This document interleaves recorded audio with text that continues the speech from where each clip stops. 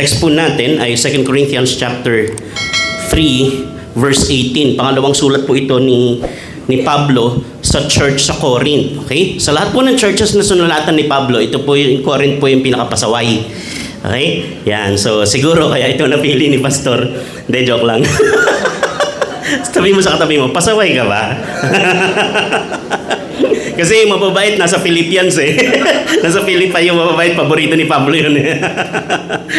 Sa Corinth, basta kung bago pa kayong Christian, huwag niyo muna basahin yung 1 Corinthians, no? Mabibilaukan kayo doon. 1 Corinthians chapter 5, chapter 7. Ako si Pablo, umuusok ang ilong. No? Parang dragon si Pablo doon, no? Umuusok ilong niya. So akala kasi nung iba, pag yung mga na-canonize na saint, kagaya ni Saint Paul, akala nila yung mga lingkod ng Diyos, hindi marunong magalit. No? Hindi ko totoo yan, no? Tingnan mo yung katabi mo. Sabi mo, nagagalit ka ba? Ang sabi sa Psalm chapter 4, na magalit ka man sala ay iwasan, sa loob ng silid ikaw ay magnilay, ihandog kay Yahweh ang wastong alay. So pwede magalit, basta wag magkakasala. Okay? Kasi ang isang taong nagmamahal marunong magalit. Tanong niyo bakit? Kasi kung nagmamahal ka, tapos yung minamahal mo, merong nangyayaring hindi maganda sa kanya o merong ibang taong gumagawa ng hindi maganda sa kanya, dapat nagagalit ka kung mahal mo siya. Tama? Halimbawa, may anak ka, binubuli sa school, aba dapat nagagalit ka. Tama? Oh. Lumapit yung anak mo sa'yo, sinabi niya, Inay, buntis po ako, di ko alam ang ama, di ko alam kung sino ang ama. Ano nga naman sabihin mo? Okay lang yan, nak, think positive. Hindi magagalit ka. Bakit? Bakit? Kasi mahal mo. Tama? Naintindihan nyo? Napansin nyo, hindi tayo madaling magalit sa mga bagay na hindi naman tayo emotionally involved o hindi mahalaga sa atin. Halimbawa, may nagbalita sa'yo, kahit gaano karimari-marim. Halimbawa, may nagbalita sa'yo, Auntie, Mami, ano yun? Natatandaan mo yung classmate ng tita ng, pinsan ni Auntie? Nasagasaan, patay. Iniisip mo, nakakalungkot, pero iniisip mo, sino yun? Tama?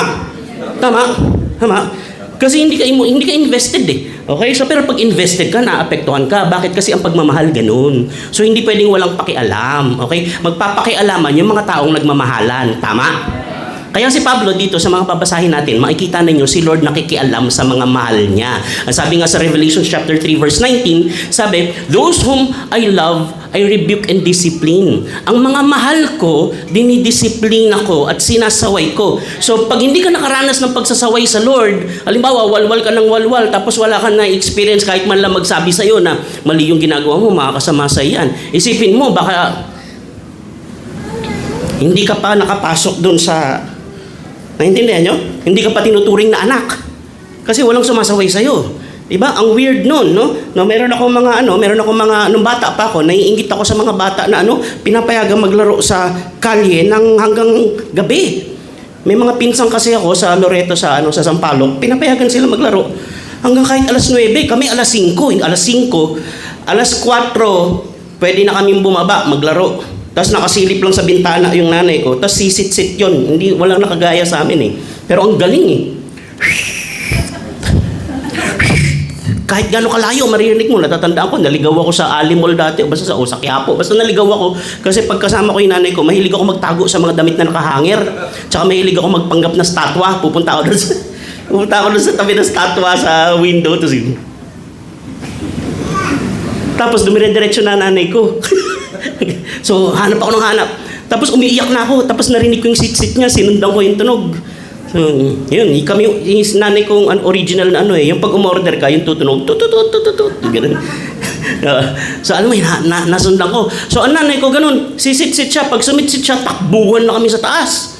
Alas 5, pag di ka pumanik, palo ka. Tapos naiinggit ako dun sa iba. Na hanggang alas 9. Hanggang alas 9, naglalaro pa. Tapos nung nagkakwentuhan kami, medyo lumaki-laki na kami, ang sabi nila, naiinggit nga daw sila sa amin. Kasi daw, yung sa amin daw, yung parents namin, sobrang hands-on.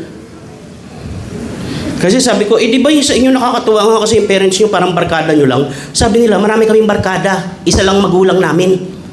Tapos yung magulang namin, ituturing pa kaming barkada, kailangan namin magulang eh. Naintindihan nyo? O kaya yung mga magulang dito, gulangan nyo yung mga anak nyo. Magpakamagulang po tayo, no? Okay, kaibigan natin sila, pero isipin nyo, marami silang kaibigan, ikaw lang magulang nila.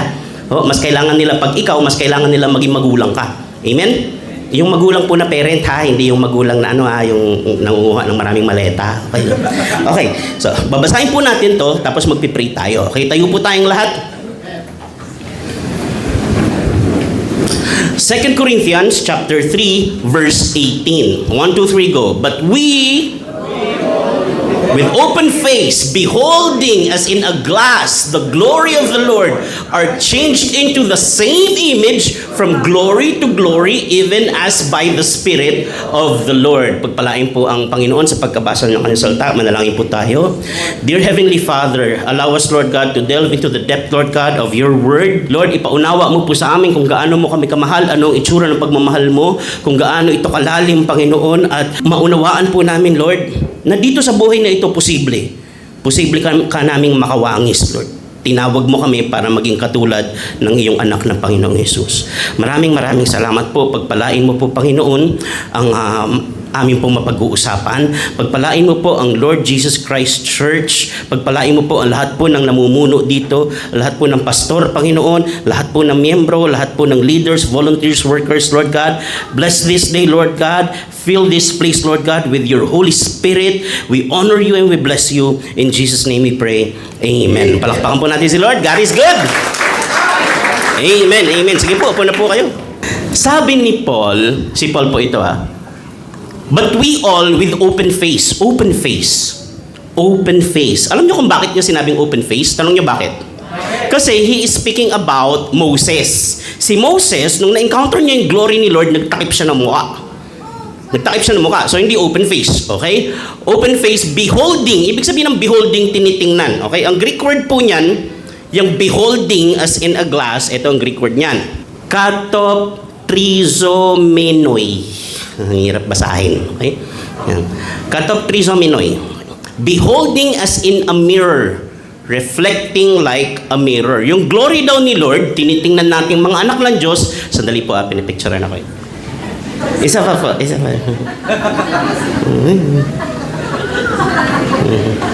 Para daw, pag titignan mo daw yung glory ni Lord, you behold, ibig sabihin, tingnan, behold. Pag titignan mo yung glory ni Lord, para ka daw tumitingin sa salamin.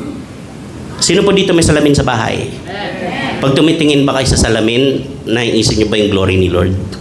Kasi sabi ni Paul, pag tumitingin daw tayo sa glory ni Lord, para tayong tumitingin sa salamin, as if beholding a mirror, as if looking at a mirror. Reflection. Ang lalim nito. Ang ganda po nitong study na to, Pastor. Ang ilang beses ako nagpabalik-balik ng ganyan Sa 2 Corinthians chapter 3 verse 7, makikita ninyo, kasi ang topic natin glory to glory. So ibig sabihin, point A, glory. Point B, glory. So parehong glory. Okay? Saan ka pupunta? Sa glory. Saan ka galing? Sa glory. Paano yun? Okay? Ito yung unang glory. 2 Corinthians chapter 3 verse 7. Basahin natin. 1, 2, 3, go. Now, if the ministry that brought death, sabi nyo death. The ministration sa King James, the ministry that brought death, ang ministeryo na nagdala ng kamatayan. Ang dala kamatayan. Which was engraved in letters on stone. Ano yun? Yung sinulat daw sa bato. Ano yun? 10 Commandments. Sinulat sa bato. Ang dala daw nun, kamatayan. Hala? So pag sinunod mo yun, mamamatay ka? Hindi. Ibig sabihin nun, yung standard na binigay ng Diyos, hanggang ngayon po, standard natin yan. Yung ating moral law, yung ating moral grounding, okay, sa West, pati dito sa atin, mapapansin ninyo, ang pinagmulan po niyan ay yung Judeo-Christian values. Kaya hindi mo po pwedeng tanggalin yung Christianity sa Philippines nang hindi maaapektuhan ng mga batas natin. Naintindihan niyo po? Amen. Ang sabi ng Diyos, bawal pumatay ng inosente. Thou shalt not murder.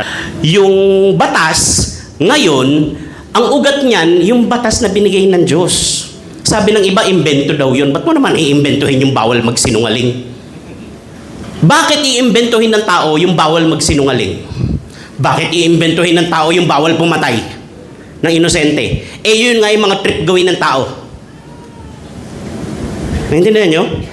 Gusto ko yung bahay niya, sasakupin ko. Gusto ko yung asawa niya, papatayin ko. Di ba? Gusto kong makuha to, magsisinungaling ako. Di ba? Paano Paano iimbentuhin ng tao yan? Tapos, nakalagay sa Bible, pag mag-aasawa ka, di ba? Huwag kang mag-aagaw ng asawa. Yung mag-aasawa ka, kailangan tapat ka sa asawa. Ba't iimbentuhin ng tao yan? Napakahirap gawin. Mag-iimbento ba yung tao ng pampahirap sa sarili niya? Di ba kung mag-iimbento ang tao ng patakaran, dapat yung pwede lahat. Tama? Kasi ang natural na tao, ganun. Gusto niya, pwede lahat. Walang makikialam, basta kung saan siya masaya, pwede lahat gawin. Ito hindi, mga patakaran dito No? Ito, hindi lang po to sa personal life, pang maayos na society ito. Kasi kung wala kang moral grounding, lahat gagawin yung kanya-kanyang trick niya, ang mangyayari, ang magiging tama, yung pinakamalakas. Naintindihan nyo? Kung sino pinakamalakas, sino pinakamayaman, sino pinakamaraming pera, pinakamaraming barel, siya yung magdidikta kung anong tama. Kasi kung sasabihin mo, mali ka, sino susuporta sa'yo? Sasabihin niya, ano ngayon? What can you do about it? Di ba? Wala. Nakuha nyo? Tayo, meron tayong moral grounding, so lahat tayo babalik. Kahit mas marami kang pera sa akin, kahit mas mayaman ka, kahit mas malakas ka, pag mali yung ginawa mo, pupunta tayo sa salita ng Diyos at sasabihin ko sa'yo, sabi ng Diyos, mali yung ginawa mo. Gets nyo?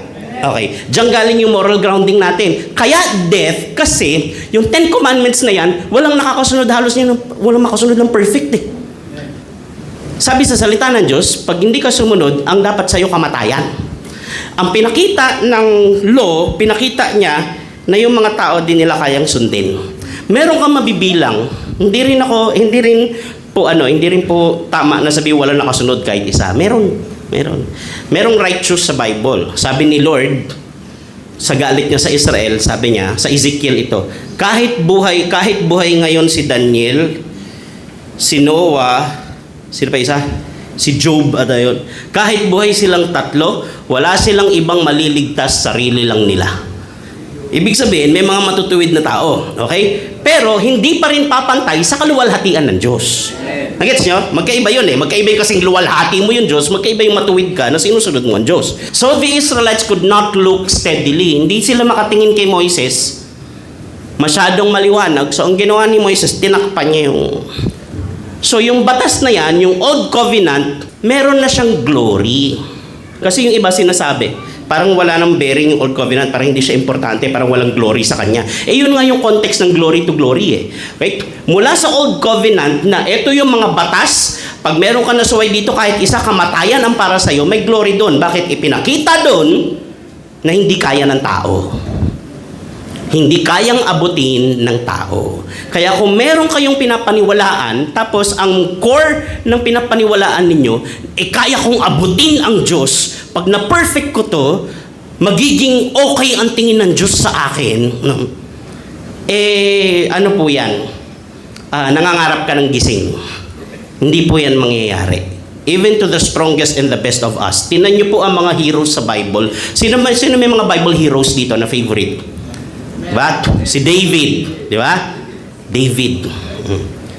Kaya yung ibang religion, sasabihin nila, bawal sa amin ang sundalo.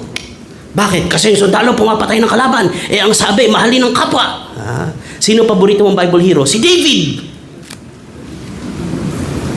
Nagbasa ka ba ng Bible? Hindi mo ba nabasa kung ilan ang pinatay ni David? Nakalaban. Nung naglaban sila ni Goliath, hindi niya pinakiusapan yun. Naglaban talaga sila. Kasi magkaiba yung context ng war. War yun Isipin nyo, i-appreciate nyo yung mga sundalo. Yung iba religion, galit pa sa sundalo. May mga terorista, pasasabugin yung bahay nyo, humarang yung sundalo, sa sundalo pa nagalit. Isipin nyo yan. Isa ako sa konting Pilipino, mabibilang mo sa daliri, na nakatapak ng ground zero ng Marawi. Nakapunta ko doon mismo. Wasak-wasak yun. Ang tagal di ba nagawa nun? Tapos sinisiraan nila, ayaw gawin. Hindi ayaw gawin. Ang sabi mismo ng mga taga ron, kasi dinala ko ng AFP tsaka ng PNP doon, nag-outreach kami sa mga bata sa school. So pumunta muna kami doon, grabe yung escort ng military, dami. Tapos sa isang line lang kayo maglalakad kasi maraming IED, Improvised Explosive Device. Mga siguro daw, mga 5,000 IED nakatanim doon. Ang liit lang ng ground zero pero mga 5,000 mahigit. So kaya matagal kasi hindi mo pwede basta-basta galawin sa sabog. Pangalawa, yung mga taga doon na nasira yung bahay nila, ayaw nilang iparemodel yung bahay kasi ancestral house yun Bahay yun ng mga ninuno nila. Kung gagawin yun ulit, dapat ibabalik sa dating itsura. So hindi mo siya basta-basta magagalaw kaya inabot ng taon. Isa ako sa mga nakatapak doon. kikilabutan ka talaga. Kita mo yung paligid. Na-imagine ko nung panahon ng Israel, pag kinukubkub sila, di ba, wasak-wasak lahat. Kaya yung mga ibang masyadong matapang, gigil na gigil sa gera, hindi nila alam itsura ng gera eh. Kung alam mo itsura ng gera, hindi ka lagi nagmamadaling makipaggera. Nakapunta ako sa nag-speak ako sa Viluna, hospital ng mga sundalo, kasagsagan ng Marawi. Kilala po ako nung general ng Philippine Army, si General Bautista, yung naging DSWD. Mahal na mahal yan ng mga sundalo kasi yan daw yung general na sumasali sa laban. Hindi siya nasa opisina lang. Kilala niya ako. Sabi niya, gustong-gusto ko si Ruther mag-speak kasi hindi lang siya nakaka-entertain, nakaka-encourage siya. Mga sundalo dun, yung isa, bangas yung mukha. Yung iba, walang mata. Yung iba, walang kamay, walang paa. Tapos sasabihin ng iba, masamang tao ka, lumalaban ka. Dapat pag sinampal ka sa kaliwa, erap yung kanan. Dapat mapagmahal. Yun nga yung totoong pagmamahal eh. Sinakripisyo yung sarili niya para hindi umabot sa'yo. Kasi may mga tao talaga na nademonyo na at ang solusyon lang, kailangan silang harapin. Hindi sila kayang pakiusapan. Naintindihan nyo? Okay. Kaya sa Old Testament, ganyan yan. May kamatayan talaga. Yung unang lapag ng batas, sabi, etong ministeryo na to, nagdala ng kamatayan. Bakit maraming sumuway eh? Yung sumuway, ang end result nun, kamatayan. Ang sabi, may glory na dun. Isipin nyo. Sa isang sistema na nagdadala ng kamatayan at nagpapakita sa tao, hindi ninyo kaya, mamamatay kayong lahat. Meron na daw dong glory. Sabi nyo glory. May kaluwalhatian doon. Paano yun? Paano yun? Kasi iniisip ng iba sa atin, nagkaroon lang ng kaluwalhatian nung dumating si Jesus. Tapos nagpapatawad na siya ng kasalanan, di ba? Love your enemies na. Dito pala, panahon pa ng gera, panahon pa nila David, panahon pa nila Samson, lalo yan si Samson, walang ginawang matinong tao. Yan na yan eh. Basahin niyo yung istorya ni Samson. Bawal siyang maglasing, nandun sa inuman. Bawal siyang mag-asawa ng hindi niya kalahi, nandun. Di ba? Siya pinakamalakas sa lahat. Isang kending lang ni Delilah na baliw. Oh. May glory na pala dun. Ako po, sobrang hilig ko sa Old Testament. Tanong niyo bakit? Kasi yung Old Testament ang binabasa nila Jesus kasi wala pang New Testament noon. So kung gusto mo sila maintindihan kung paano sila mag-isip at anong minimemorize at binabasa nila, basahin mo yung binasa nila. Nagets niyo? Okay? Kasi iba sasabihin, wala nung Old Testament, New Testament na. Hindi mo maiintindihan yung New Testament kung walang Old Testament. Nagets niya? Okay. Yung Old Testament po ang foreshadowing. Yung Old Testament ang foreshadowing, ang Revelation, yung New Testament. Yung Old Testament ang anino ni Jesus. Nasa New Testament, si Jesus mismo. Gets niyo? Okay. Halimbawa, sample, si Isaac. Kilala niyo si Isaac? Si Isaac, inoffer siya ni Abraham, di ba? Tapos sabi, ang iyong anak na mahal mo, nag-iisa mong anak, ialay mo sa akin. Tama? Isipin yun. Si Isaac po, ay napaka-importante. Hindi siya agad nilagay ni Lord. Nung hiningi siya ng father of faith sa Abraham, ang tagal siyang hinintay. At least 20 years siyang hinintay. Tanong niyo bakit? Kasi, tinataas ni Lord yung value ng bata. Kasi kung binigay siya ng bata pa yung magulang, tas hiningi niya, iisipin ni Abraham, okay lang, bata pa naman kami. Tama? So pinataas niya ng pinataas para pag hiningi niya, masakit na masakit. Naintindihan niya? Amen. Tanong niyo bakit? Kasi si Isaac, symbol ni Jesus. Yung pangyayaring yun, symbol ni Jesus yun. Tapos, si Abraham, symbol ng God the Father. Doon sa story na yun, nandun nakatago yung mangyayari. Ano nangyari? Hiningi si Jesus. Sabi, ang iyong anak, ang pinakamamahal mong anak, ang nag-iisa mong anak, your only son, your beloved son. May katanog sa New Testament. John 3:16, for God so loved the world that He gave His only begotten son. Binaptize si Jesus pag-ahon, sabi ng Father, this is my beloved son. Gets? Okay. Tapos ano nangyari? Pwede ko pong tanggalin to. Okay lang po. Okay. Hindi kasi ako sanay sa liig. Gusto ko dito. Ganyan. Okay. Pero na-appreciate ko po. Thank you po.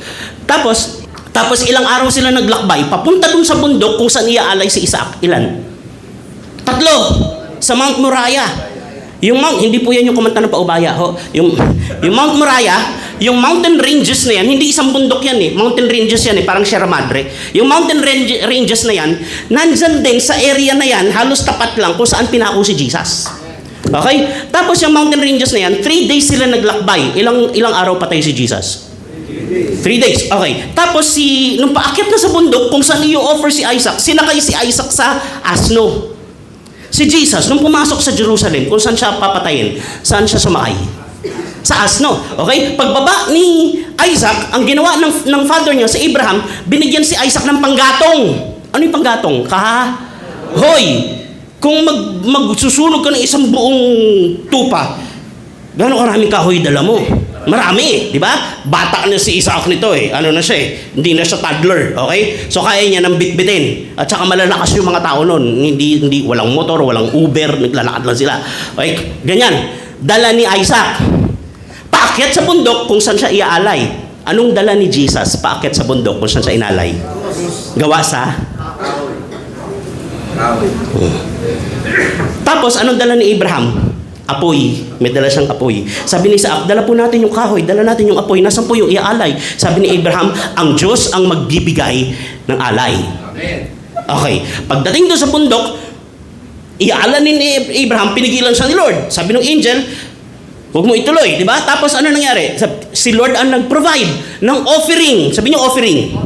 Tapos ano nangyari? May nakita silang tupa, ram, lalaking tupa, na yung ulo sumabit sa tinik. Anong nilagay sa ulo ni Jesus? Tapos inalay yun. Shadow lang yun. Anong hinihingi ni Lord? Tupa o anak? Anak. Di ba? Tapos sabi niya, hindi na, ako na magbibigay. Nakita ko, tapat ka, ako magbibigay. Anong binigay ng Father? Anak. Pagdating ni Jesus, anong tawag sa kanya John the Baptist? Tupa. The Lamb of God. Kordero ng Diyos. Ibig po sabihin ng kordero, lalaking tupa. Okay? The Lamb of God who takes away the sins of the world. Kordero ng Diyos na nag-aalis ng kasalanan ng sanlibutan. Yun yung foreshadowing. Nakita nyo? Anino siya nung bagay na darating, tapos kay Jesus natupad. Kung inaral mo to, kikilabutan ka talaga. Prophecy pala to. Akala ko Sunday school story lang to. Bakit? Tanong nyo bakit? Ito lang, hula ko lang po, hindi to doktrina ha. Hula ko lang. Okay? This is a realization over years of studying. Si Lord kasi, Diyos siya eh. Meron bang Diyos dito?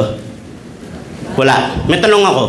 Alam mo ba yung pakiramdam ng namatayan kung hindi ka pa namamatayan? Ha? Hindi. Pwede kang makiramay pero hindi mo alam. Tama? Malalaman mo lang. Actually, iba pa rin eh. Kasi magkakaiba tayo relasyon. Iba, nanay-nanay, magkaiba. Pero, at least meron kang bird's eye view, meron kang idea kung ano kasi nawalan ka na rin eh. Tama? Oh. Wala sa ating makakaintindi o makakaisip kung anong pakiramdam ng Diyos nung inalay niya yung anak niya. Bakit? Wala naman sa ating Diyos. So, paano natin siya mararamdaman? Nilagay niya sa tao. Si Abraham, tatay. Binigyan niya ng anak na hindi pwedeng palitan, kaisa-isa, pinakamahalaga sa lahat ng bata nung panahon na yun, tapos hindi na pwedeng palitan. Yun ang hiningi niya. Tingin nyo, anong pakiramdam ni Abraham papunta dun? Sumunod siya, pero tingin nyo, madali yun. Kung ikaw si Abraham, makaka-relate ka ba kay Abraham kung tatay ka? May isip mo ba, ano kaya pakiramdam? May imagine mo pakiramdam kung tatay ka, tapos may isa kang anak ibibigay mo sa Diyos? May imagine mo, di ba? O ngayon, may bird's eye view ka. Meron kang maliit na idea kung anong pakiramdam ng Diyos, Ama, nung inalay niya yung anak. Nakuha niya? Mas ma-appreciate mo ngayon. So, dyan, yung story na yan, yung Old Testament, meron na dong glory. Marami lang sa ating mga Christian, lalo ngayon, na New Covenant Christians, akala natin walang glory dun. Okay? Mas naintindihan mo to, mas ma-appreciate mo yung glory na nasa New Testament. Okay? Nagets nyo? Malinaw? Okay? Isa pang sample. Di ba si Moises hindi nakapasok sa lupang pangako? Di ba? Bakit? Bakit? Kasi hinampas niya yung bato, di ba? Nung una, hahampasin niya, lalabas yung tubig. Sino nakakaalam nito? Para alam kung, okay. Okay, good. Okay? Di ba yung una, nauuhaw yung mga tao, mamatay na sa uhaw, hinampas niya yung bato. Sabi nila, hampasin mo yung bato. Lumabas yung tubig, naligtas yung mga tao, di sila namatay. Tama? Pangalawang beses, nagmamaktol na naman yung mga tao, kailangan nilang uminom. Sabi ni Lord, kausapin mo na lang yung bato. Ba't hindi na pinahampas? Sa init ng ulo ni Moises, sa tigas ng ulo ng mga tao, kaya please maawa po kayo sa mga pastor nyo, no? Huwag masyado matigas ang ulo. Kasi si Moises, sa tigas ng ulo ng mga tao, nadamay siya. Sabi ng iba, si Moises kasi mainitin ng ulo eh. Kung ako si Moises, hindi lang ako mainit ng ulo, ma-aneurysm ako dun eh. Ma-atakin ka sa puso dun. Isipin mo, ilang milyon, alam mo, 2 milyon tao yun, tapos puro reklamo.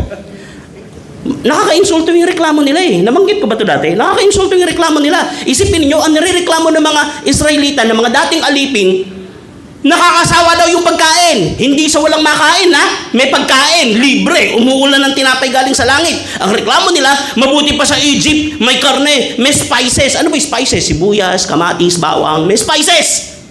Dito walang lasa yung pagkain. Libre nga, wala naman lasa. Isipin niyo yun. Si Moises ka, dati kang prinsipe ng Egypt. Ginamit ka ni Lord, tinawag ka para iligtas itong mga dating alipin, tapos nagrereklamo sila sa'yo dahil nakakasawa daw yung pagkain. Tanong, sino mas masarap kinakain dati? Yung prinsipe, yung alipin?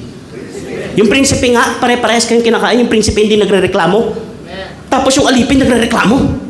Isipin niyo yan, kung ikaw yung prinsipe, hindi ka ba ma-high blood? Kung ako si Moises, baka naialay ko sa Diyos yung nagrereklamo. Isipin niyo. Sa init ng ulo niya, imbis na kausapin niya, hinampas niya. Ang dami ko explanation na narinig dito. Hindi siya nakapasok kasi inuna niya init ng ulo niya. Hindi siya nakapasok kasi yung attention ng tao, imbis na napunta kay Lord, napunta sa baston, di ba? Naging magic baston. Pinapakausap lang, hinampas. Pero ito yung pinaka-may sense na explanation na narinig ko. Ready na kayo? Amen. Sabi ni Pablo, yung bato, si Jesus yun. Symbol ni Jesus yun. Sabi ko kanina, di ba? Yung kahoy, symbol ng cross. May kahoy. Baston. Yung mga tao mamamatay. Para hindi sila mamatay, hampasin mo yung kahoy. Saan namatay si Jesus? Sa kahoy. Symbol yun ng pagkamatay ni Jesus. Yung bato, hinampas ng kahoy. Pagkamatay ni Jesus, anong umagos? Kaligtasan. Amen. Nakaya? Tapos ngayon, yung mga tao, kailangan nila ulit ng grace, kailangan nilang kaligtasan. Ano nangyari? Sabi ng Diyos Ama, kausapin mo na lang. Kaya po, wag po kayo magpepenitensya. Ang laking insulto ho sa Diyos niyan. Amen. Nagsakripisyo si Jesus, tas dadagdagan mo. Anong iaambag mo? Kaya mo talaga? Si Jesus na anak ng Diyos na may-ari ng buong universe, nagsakripisyo, tapos parang sinasabi mo sa kanya, hindi kulang pa, magdadagdag ako. Gets nyo? Tsaka delikado ho yan, yung tingin mo, nababayaran mo kasalanan mo. Bakit? Anong sabi ng maraming gumagawa niyan? Bawas kasalanan. O tapos, nabawasan na. O, magdadagdag ulit.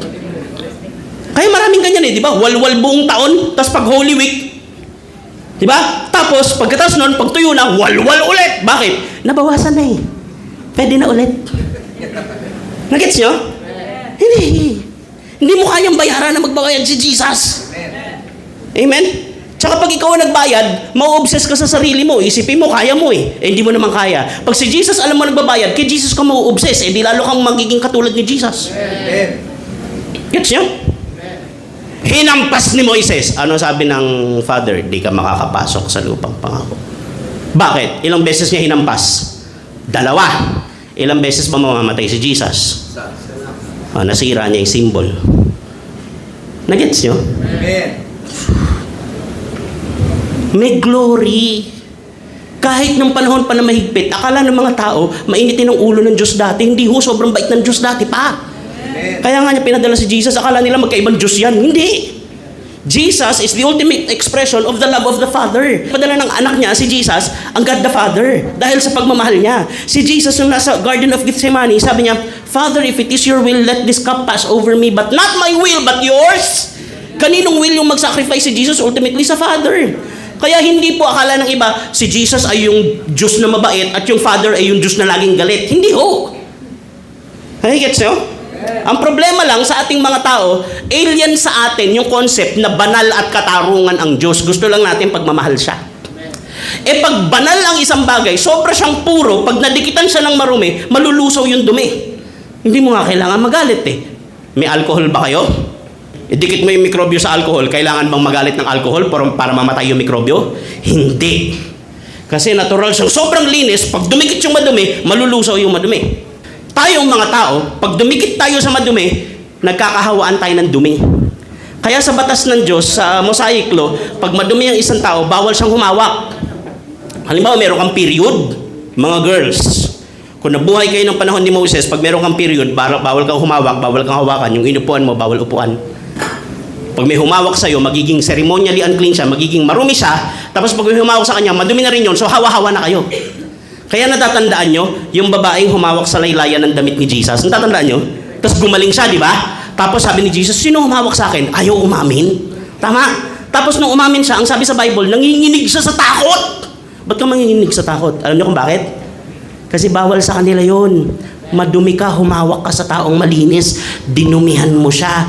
Eh, ang daming tao dun, eh di nagkahawa-hawa na, madumi na silang lahat dahil sa'yo.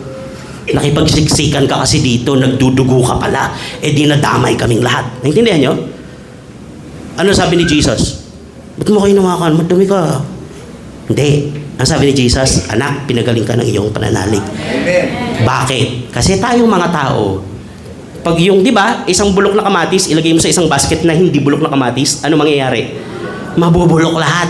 Kasi ganun tayong mga tao, kaya bad company corrupts good character. Mag-ingat kayo sa kung sino ang ididikit nyo sarili nyo, mahawa kayo dyan. Pero si Lord, ibahin nyo. Ibahin nyo si Lord. Si Lord, si Jesus, pag yung dumi mo, madumi ka, humawak ka kay Jesus, hindi si Jesus mahahawa ng dumi mo. Ikaw mahahawa ng linis ni Jesus. Amen. Kaya wag mong gagamiting dahilan yung madumi ka, kaya ayaw mong lumapit. Pag sinabi mo, ayaw ko mag-church, bakit? Nakakahiya, madumi pa yung buhay ko. Ayaw ko mag-church, nakakahiya, hindi pa ako nagbabago. Ayaw ko mag-church, nakakahiya, magulo yung pamilya namin. Aayusin ko muna, saka ako mag-church. Hindi ho ganun yun. Pag ganun, parang mo sinabi, punta tayo sa car wash, dalhin natin yung kotse mo. Sabi nyo, ayoko. Bakit? Ang dumi.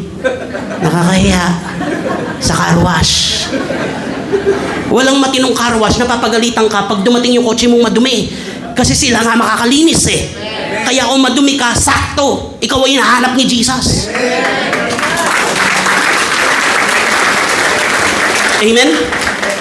So yung dati pa may glory na, hindi lang yung ngayon. Yung dati pa may glory na. Okay, sabihin nyo noon. Glory. Ngayon, glory. Bukas, glory. Amen? Amen. Okay, 2 Corinthians 3:15 to 16. Even to this day, when Moses is read, a veil covers their hearts. Kasi nga si Moises, tinakpan niya yung mukha niya kasi sobrang liwanag, hindi siya matingnan. Tapos isa pang purpose, tinakpan din niya yung mukha niya para hindi nila mapansin na unti-unti nang nawawala. Yung kay Moises po, temporary yun. Pero yung kay Jesus, hindi. Nakanya po? But whenever anyone turns to the Lord, the veil is taken away. Alam niyo yung veil na yan? Dalawang major parts na binanggit yan sa Bible. Yung una, yung tinakip sa mukha ni Moises. Tapos, ito yung next. Tingnan niyo to. Okay? Di ba pag may veil, hindi mo kita ng malinaw? Pag hindi malinaw, Pag hindi malinaw, Ang sabi ni Paul kanina, yung unang binasa natin, di ba? 2 Corinthians 3:18, as if looking through glass, na para kang nakatingin sa salamin. Pag nakikita mo yung glory ni Lord, para kang tumitingin sa salamin. At ang sabi ni Paul sa 1 Corinthians 13:12, para kang tumitingin sa salamin, pero malabo yung salamin. For now we see only a reflection as in a mirror, then we shall see face to face. Now I know in part, then I shall know fully. Yan, okay? So, sabi ni Paul, sa Tagalog ang ganda eh. Tila nakatingin tayo sa malabong salamin. Hindi ba sa salamin malabo? Kasi po yung mga salamin dati, hindi katulad ng salamin ngayon. Yung salamin dati, halimbawa silverware, papakintabin yun hanggang makita mo yung reflection mo. Hindi pa maayos, hindi ka gaya ngayon kung ano talaga yung nakikita mo. So tila malabong salamin. Iniisip ko yan, matagal na, bata pa ako, malabong salamin. Ano yun? Malabong salamin. Pag tumingin ka sa salamin, sabi niya, makikita natin siya ng mukhaan. Sino yun? Si Jesus. Pag nakatingin ka sa salamin, malabong salamin. Bakit? Kasi tayo, ang calling natin, maging kagaya ni Jesus. Pag nandito pa tayo, image tayo ni Jesus. Malabo nga lang. Kasi hindi kagaya ni Jesus, nagkakasala tayo eh. Nagkakamali tayo. Diba? It's a long process. So in this life, you keep on looking at the mirror, palinaw yan ang palinaw hanggang magkita kayo mismo ni Lord. Amen. At yan ang pangarap ko talaga sa buhay. No? Kaya lang, sa kabilang buhay mo pa yan mangyayari. No? Gusto niyo po makita si Lord? Amen? Sino gusto mauna? Joke lang. Huwag kayong magmadali. Kanya, yung tamang timing lang. Kaya pag nagpapapray sa yung puninarya, magpapa-blessing, ang hirap ipag-pray, no? Ang hirap ipag-pray ng puninarya. Pastor, ipag-pray mo yung business namin para pagpalain. Ano yung business nyo? Puninarya. Pero hindi pwedeng hindi pagpalain kasi paano tayo kung walang puninarya? Di ba? Sino mag-aasikaso? Di ba? Alam ka naman kanya-kanyang libing lang sa gilid. Di ba? Hindi naman maganda yun. Kaya, pero ang hirap niya ipag-pray. Hindi mo masabi kasi pag nag-pray ka, halimbawa, milk tea shop, Lord, pagpalain mo ang business na ito. Di ba? Ganun. Ibuhos mo ang hindi mabilang na customer. Hindi mo masabi sa puninarya. Lord, ibuhos mo ang marami. Lord, yung tamang timing lang. Yung sakto lang po. Hindi kami nagmamadali. Pero every day you look at the mirror. This is supposed to remind you. Markahan nyo to sa mga Bible ninyo. 1 Corinthians 13:12. You look at the mirror and you see a blurry picture of the one you long to see and meet face to face. Mahirap po kung Christian ka, tapos pag tumingin ka sa salamin, si Satan.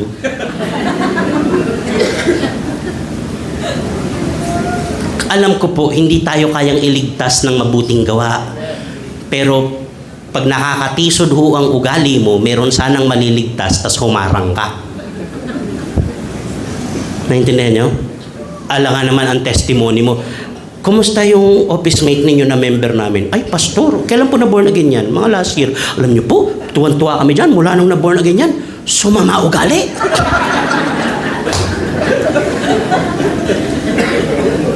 Biro mo, kilala ka nila, ikaw yung born again, nagtatrabaho ka sa Jollibee, nag-uuwi ka ng ketchup. Ha? Ketchup na lang, pinatos mo pa. Nagtatrabaho sa opisina, nag-uuwi ng stapler, nag-uuwi ng cotton band. Sasabihin mo, masyado ka naman. Ketchup lang eh. Eh yun na nga eh. Ketchup, di ka mapagkatiwalaan, pinatos mo. Tapos gusto mo pagkatiwalaan ka sa ministry, gusto mo pagkatiwalaan ka sa relationship, yung mga malalaking bagay. Intindihan nyo? Biro mo, paano mo gagawa yun? Hindi nakapagpigil sa ketchup? Biro mo, paano ka natukso ng ketchup? Paano ka matutukso ng ketchup? Kasi totoo po yan eh. Minsan nag-order ako sa McDo. Yung in-out na ketchup sa akin, 15 sachets. Tinignan ko sa resibo, naka-out 15. Anong gagawin ko sa 15 sachets na ketchup? So ibig sabihin, inuuwi. Yung pinsan ko dati gano'n, nagtrabaho sa Jollibee, ang daming ketchup. Gusto mo ketchup? Grabe. Hindi, bumabawi na, mababa sahod eh. So pag mababa sahod mo, magnanakaw ka ng ketchup. Isipin mo yun, paano ka mapopromote ni Lord noon? Ketchup na lang. Lord, ba't hindi ako umuunlad? Sasabihin ni Lord, ketchup. Isipin mo, paano ka natukso ng ketchup? Kasi pag natukso ka ng magandang babae, di ba? Kailangan mo yung iwasan kasi ang ganda naman, ang ganda naman. Diba? Natukso ka ng pera. Ang dami kong pwedeng gawin dyan. Ketchup, paano ka matutukso ng ketchup? Ketchup. Ay, weakness ko yan. Bira naman. Natukso sa ketchup. Dapat palinaw ng palinaw yung larawan. Palinaw ng palinaw. Ngayon, hindi tungkol sa sarili mo to. Tungkol dun sa nilalarawan mo. Amen? Amen? Tinan niyo to. Sabi ko kanina, yung takip, di ba si Moises may veil. Okay? Ito, sa Mark chapter 15, verse 38, sa Mark ko kinuha kasi eyewitness account yan ni Peter. Kwento ni Peter yan eh. The curtain of the temple or the veil of the temple was torn into from top to bottom. Okay. Sa Mark nakasulat yan. Sa Matthew nakasulat yan. Sa John hindi. Tanong niyo bakit? Kasi si John nasa paa ni Jesus nung namatay si Jesus. Bago yan, mababasa ninyo, Jesus shouted with a loud voice and breathed his last. Sumigaw si Jesus ng malakas. Tapos nalagutan siya ng hininga. Sa Matthew, sinabi rin ni Matthew, sumigaw si Jesus ng malakas, nalagutan siya ng hininga. Sa Mark, si Pedro naman nagkwento, sumigaw daw si Jesus ng malakas, nalagutan siya ng hininga. Hindi nila sinabi kung ano sinigaw. Pero ang kasunod, nung nalagutan siya ng hininga, napunit, nakita nila napunit. Ibig sabihin, malapit sila sa temple. Si John, sabi ni John, sumigaw si Jesus, Ama, sa iyong mga kamay, inaabiling ko ang aking espiritu, at nalagutan siya ng hininga. Hindi ito nakita ni John, hindi niya nakita. Bakit? Malayo siya sa temple, nasa paa siya ni Jesus, narinig niya kung ano sinabi. Yung dalawa, hindi makalapit, malayo, malapit sa temple, narinig lang nila sumigaw, di nila naintindihan kung ano, pero narinig nila sumigaw, tapos nakita nila na hati. Nagets yun? Ganyan ka-accurate yung Bible, pag tinignan mo. Kung nasan niya nagkukwento, yun lang din yung nakikita niya. Kasi totoo yan eh. Hindi naman niya imbento eh. Ano nangyari? Ano ibig sabihin yan? Dati po kasi, sa Holy of Holies, nakatakip yan sa pinakabanal na dako eh. Once a year pumapasok doon yung high priest. Pag may kasalanan ka doon, pwede kang mamatay doon sa loob. Hindi ka pwede pumasok doon nang hindi ka consecrated. Ano? Pwede kang mamatay. High priest lang ang papasok. Hindi pwede pumasok kahit sino, kahit hari. Pag pumasok ka doon, may isang nagtangka eh, hari sa Old Testament. Paglabas niya, may ketong siya eh. Hindi ka pwede basta-basta humarap sa Diyos. Dahil banal ang Diyos. Hindi niya kailangan magalit. Kasi nga, sobrang linis niya pag dumikit ka. Naintindihan niyo? Anong ginawa ni Jesus? Siya yung sacrifice, binayaran niya, pagkabayad niya ng dugo niya, nahati. Hindi lang basta nahati, bumukas. Ano ibig sabihin? Ang God the Father, nasa loob, naghihintay, halika na, pwede na kayong lumapit. Hindi na kayo mamamatay.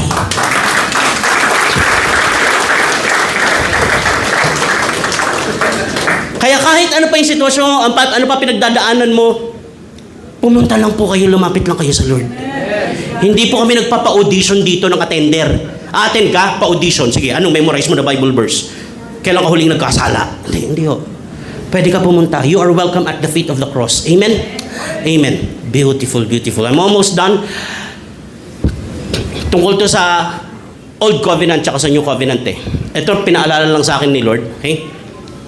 Haggai chapter 2 verse 9. Ang sabi ni Lord, the glory of the latter or the present house will be greater than the glory of the former house. So this is speaking about two glories. Okay? And our topic is glory to glory. The glory of the latter house meaning the present house, the new house, okay? The glory of the new house sa scripture, sa Bible, pag sinabing house, it refers to the temple. The house. Okay? So, temple yon. Siyempre, meron din mga uses na house na bahay. Pero, mga significant points sa Bible na tinatawag nila na house yung temple. Halimbawa, yung, ano yung Pentecost. Ako po naniniwala, based on cultural studies, na yung Pentecost hindi nangyari sa residential house. Nangyari sa temple. Kasi ang tawag nila sa temple, house. The house. They were in the house praying. Bumaba yung Holy Spirit, nayanig yung paligid, bumaba yung tongues of fire kasi yung Pentecost, existing na po yan na Jewish feast. 50th day after the Passover, Pentecost. Sa Old Testament, pag alis nila sa Egypt, after the Passover, 50th day, binaba yung 10 Commandments. Yun yung Pentecost. Pente, 50, Penta. Okay? Akala nung iba kasi, doon lang nangyari sa aksyon. Hindi doon nag-umpisa yun. Existing feast na yun. Okay? Tapos ano nangyari? Nag-speaking tongues sila. Tapos narinig sila ng maraming pilgrims. Mga pilgrims galing sa iba-ibang lugar. Ba't nagsasalita sila ng salita natin? Tapos nagkukwento sila ng mga dakilang bagay na ginawa ng Diyos. Isipin niyo yun. So, ibig sabihin, kung may Bisaya, nagbisaya sila. Kung may, naintindihan nyo? Ganon. Tapos, ang sabi sa Bible, tumayo sa Book of Acts, tumayo si Peter, tapos tumalikod lang. Tapos nag-preach na siya. Eh, paano mo gagawin sa bahay yun? Pagkatapos daw niya mag-preach, 3,000 ang nadagdag. Ang tindi. Isang preaching, 3,000. Ngayon, 3,000 preaching, isa lang nadagdag. Isang preaching, 3,000 nadagdag. Tapos ang sabi, ura-urada, nung araw na yun, lahat ng naniwala, binautismuhan. Saan mo babautismuhan yun? 3,000. Kung nasa Eskinita kayo. Kasi yung residential area po sa Jerusalem, makitid yun. Sa malalagay yung tao. Gets nyo? Kaya importante yung cultural studies. So, sa temple, may 100 plus na ano dun eh. Ceremonial pools kung saan sila nag-ceremonial washing. O pwede mo ilublob dun. Isipin nyo, kung maintindihan mo yun, gaano kabigat si Lord? Isipin nyo ha, paintindi ko lang sa inyo ha. Saan hinatulan si Jesus ng kamatayan? Saan? Sino humatol sa kanya? Sino nagdala sa kanya kila Pilate? Sino gumulpi sa kanya ng madaling araw? Saan grounds yun? Sa temple grounds. Sino yung nag-facilitate lahat nun? Yung high priest, si Caiaphas. Tama?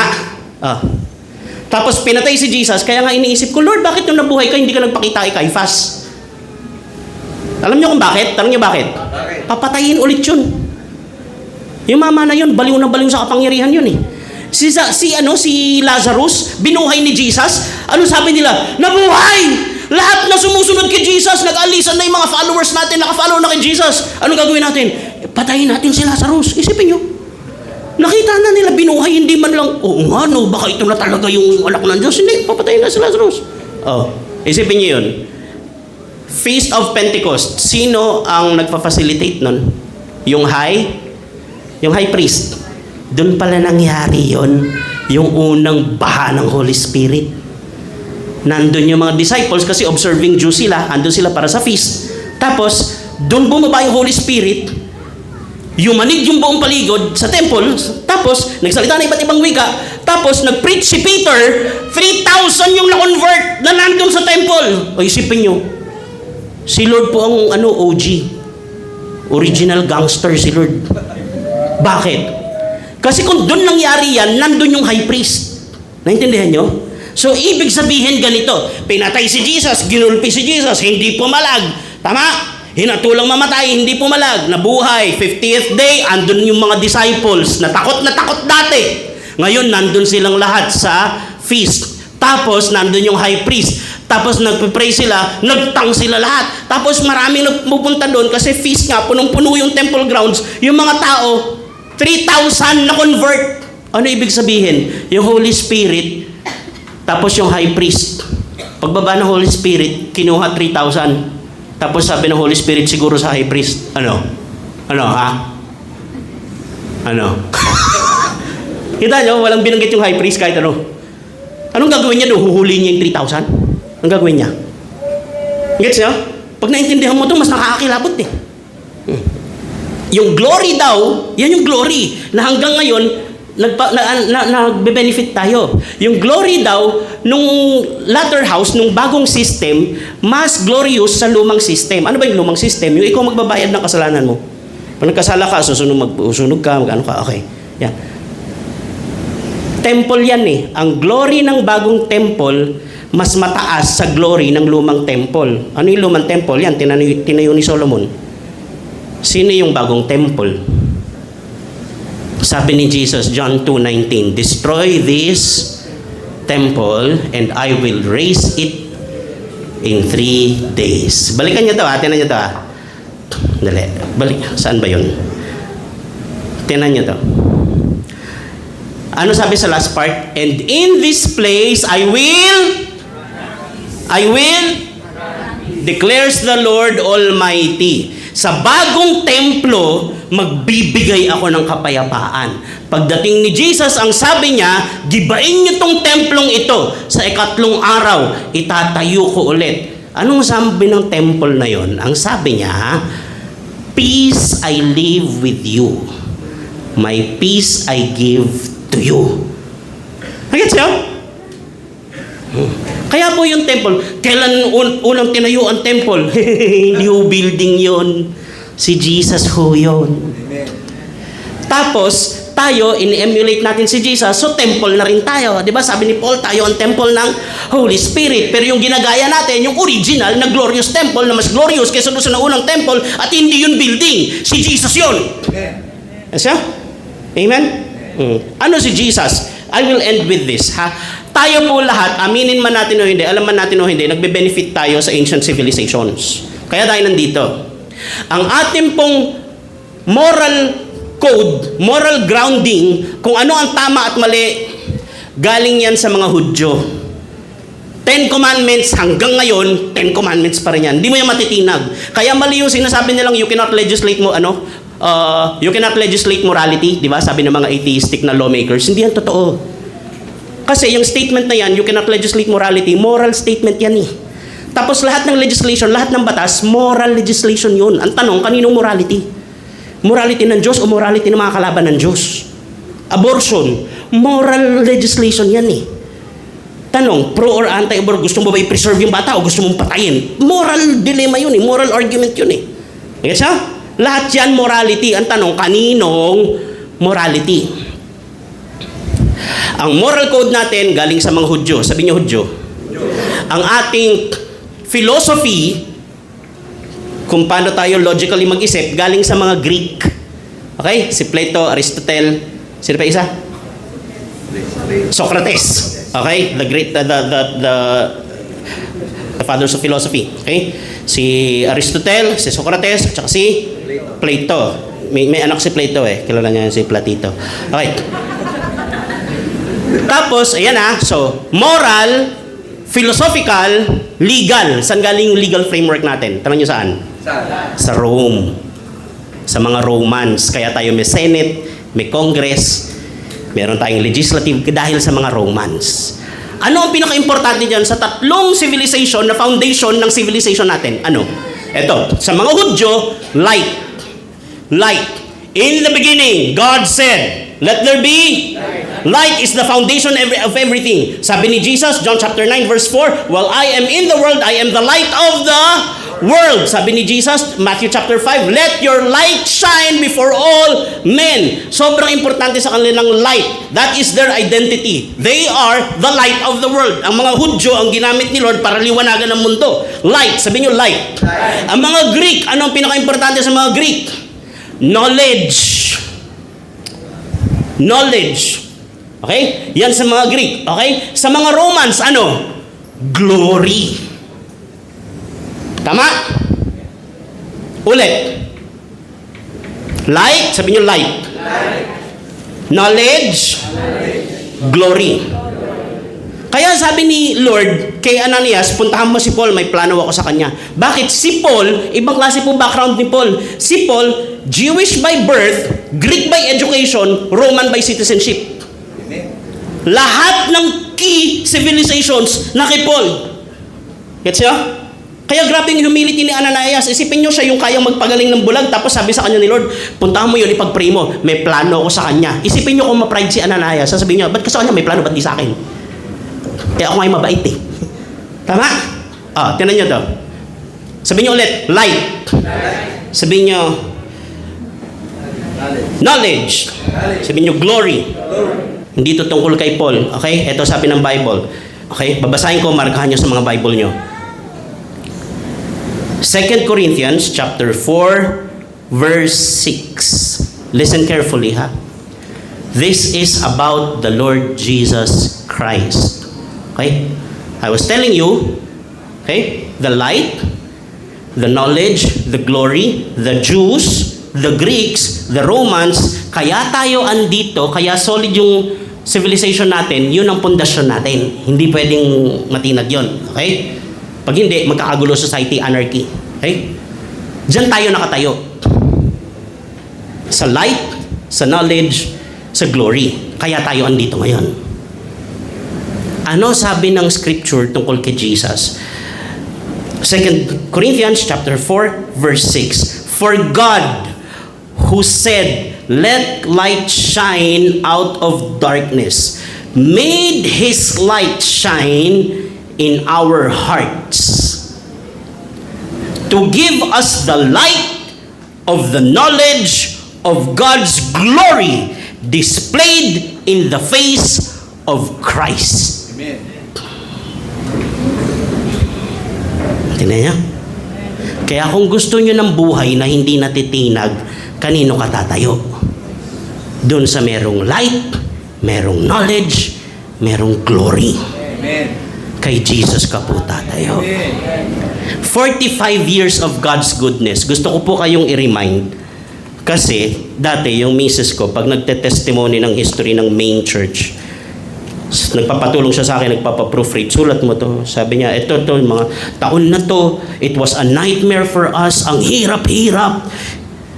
Sabi ko, anong nightmare? Kasi ganito narasan ng church. Ang hirap, nasa slum area, walang aircon, walang instruments. Ang hirap ng pastor, ang hirap ng ano. Kaya ito naka-breakthrough, ito na, andito na tayo sa blessing, dito tayo sa glory. Sabi ko sa kanya, hindi ganun yun. Hindi yung glory dito lang nung nakaluwag tayo. Nung nasa process tayo, may glory dun. Nung nasa foreshadowing ng scripture, may glory na dun. Doon ka nang galing. Hindi ang itsura ng glory magaan. Hindi. Dumadaan ka sa magulo at sa mabigat ngayon, pero alam mo nandyan ang Diyos at tinatawag ka, may glory dyan. Tapos dadaling ka doon sa kabilang glory. Naintindihan nyo? Kaya glory to glory. So 45 years, masisiguro ko sa inyo kahit hindi kami nagkasama ni pastor sa ministry ng matagal. Hindi ko alam kung anong skincare ninyo at wala kayong wrinkles. 45 years kayo nagpastor. pero nakaka-wrinkles ho magpastor. Iba ho ang responsibility ng pastor. Ako ho teaching evangelist ako. Ibig sabihin, hindi ako heavily involved sa personal life ng mga members.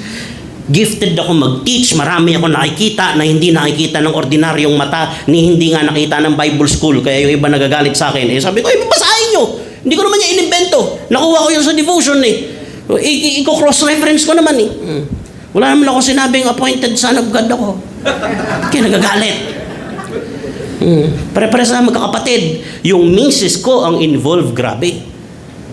Nilalagnat yun sa stress.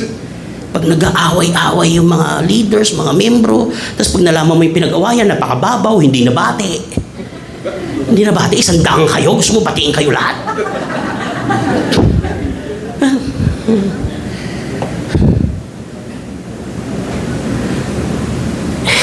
Hindi ito madali Pero sa lahat ng dinaanan nila, pastor, at lahat ng dinaanan nyo, I wanna encourage you all, may glory dun lahat. Amen.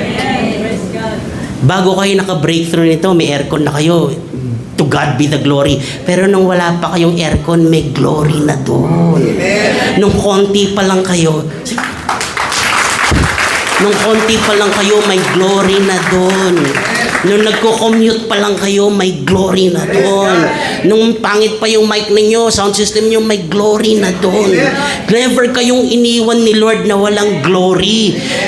Lupa pa lang ito, nasa panaginip pa lang ito ni Pastor, may glory na dito. Hallelujah. Amen? So never be discouraged kasi nagpa-fluctuate yan. Huwag nyong isipin na pag nag-plunge yung stock market, walang glory, lahat may glory. Huwag nyo isipin na pag event tapos walang masyado pumunta na wala yung glory. Hindi totoo yun. The process has the glory. Kagaya nito, okay? Foreshadowing pa lang may glory na. Paglabas ng Revelation, may glory. Ganon din dito. 45 years, mula sa year 1, may glory po yan. Year 2, year 3, hanggang ngayon, hanggang mag 100 years kayo, kung hindi pa darating si Lord, may glory hanggang doon. God is taking us from glory to glory. So appreciate God and approach God from that. Lord, thank you for putting me in a glorious position to glorify you. Amen? Amen. God is good. Thank you so much for lending me your hearing at maraming salamat po sa pakikinig ninyo. Ibaon nyo po yan. Markahan ninyo yung mga verses sa Bible nyo at i-meditate nyo yan sa mga bahay ninyo. Tumayo po tayong lahat. Let us pray.